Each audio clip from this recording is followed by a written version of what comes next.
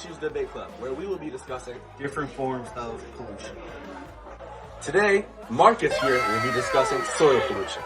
Go on, Marcus.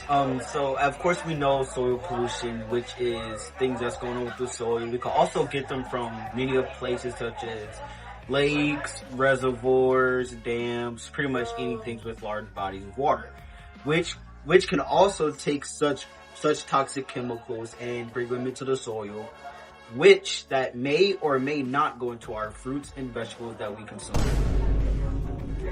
And here I will be talking about global warming.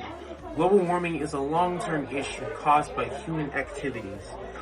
It is a major issue in climate change, and it is affecting the entire world. Stuff like this happens when greenhouse gases in the atmosphere trap heat from the sun like a blanket. It's caused by carbon dioxide, methane, and nitrous oxide.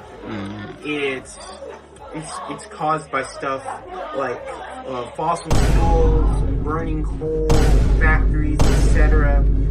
Research has shown rising temperatures and shrinking ice caps and extreme weather incidents as of recently.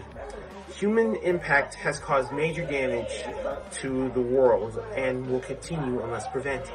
Now, I think that definitely has correlation and most definitely ties in to air pollution, as air pollution is also caused by an immense amount of greenhouse gases going into the atmosphere and circulating and constantly being trapped. With this, it is the primary contributor to global warming. The constant circulation of air convection currents being invaded by greenhouse gases causes a spike in temperature, altering weather across the globe, along with altering the quality of the air and the health of civilians. Thermal pollution is the altering of temperature within bodies of water. Usually, water is harnessed via industrial cooling or urban runoff. I can also refer to that as something on top of that. Key sources include power plants using water for cooling and releasing it back, plus sewage and deforestation, leading to decreased oxygen, stress, disease, and death for fish and other organisms. Now, so Colin, why don't you tell us about light pollution, which also affects wildlife massively?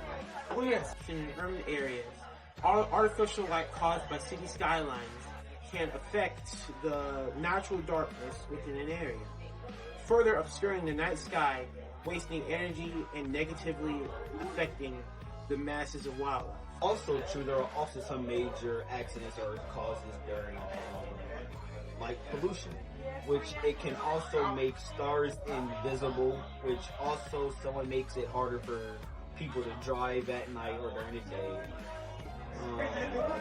It's also pretty much problems dealing with light, of course.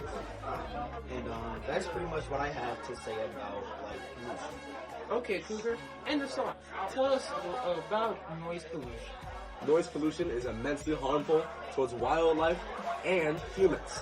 Noise pollution is primarily caused via the constant running sound, not ambient, by machinery in factories, vehicles, aircraft, and it is primarily found in various urban areas.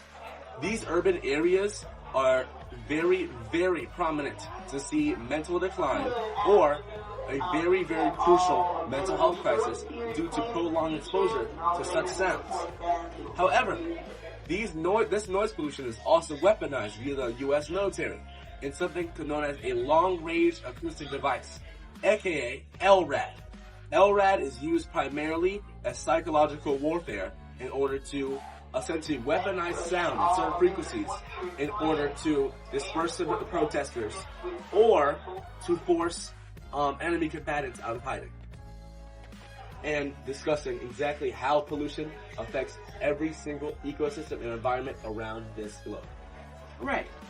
Well, that closes us off. We are the current issues research class, and we're signing off. Peace!